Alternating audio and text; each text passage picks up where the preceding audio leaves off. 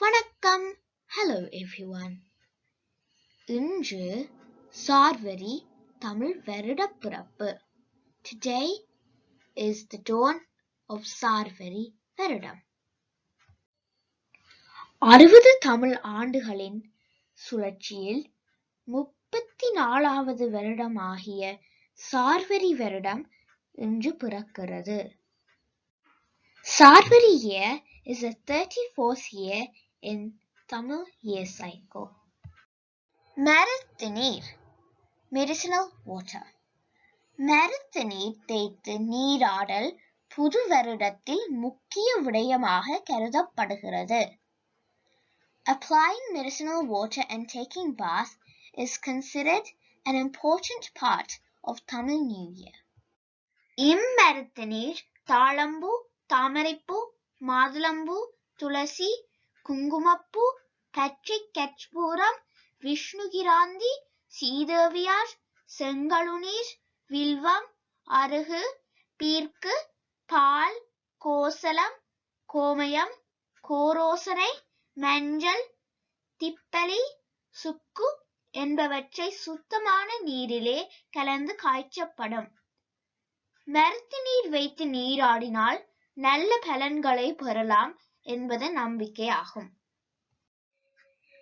பூவகை கிடைக்காவிடின் அவைகளின் இலை, பட்டை, வேர், கிழங்கு ஏதாவது உபயோகிக்கலாம்.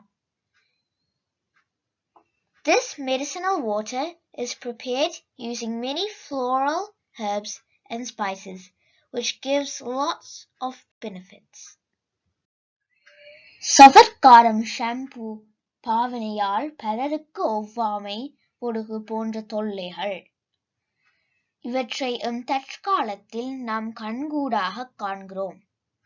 மருத்துநீர் எந்தவித செயற்கை உள்ளீடுகளும் அற்றது.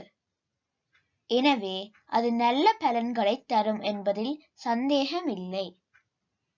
ஆனால் இன்றைய சூழலில் ஊரடங்கு மற்றும் சுகாதார காரணங்களால் கோவிலுக்கு சென்று மருத்துநீரை பெற முடியாது இருக்கிறோம். இதை எவ்வாறு வீட்டில் நாம் செய்யலாம்? உங்களால் பெற இயலுமானவற்றை கொண்டு நீங்கள் வீட்டிலேயே மருத்துநீர் காய்ச்சலாம்.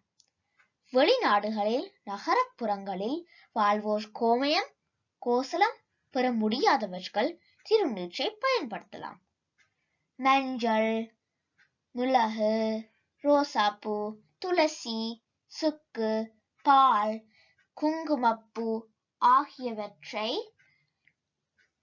நீரில் கலந்து காய்ச்சலாம். Using medicinal water is better than using soap and shampoo. This medicinal water can be made at home using available herbs and spices. You can use turmeric, pepper, rose petals, dried ginger, milk, and saffron to make this. Wish you all a happy Sarvari New Year. Thank you. If you liked our video, please click the like button below. Subscribe to our channel and share. நன்றி, வணக்கம்.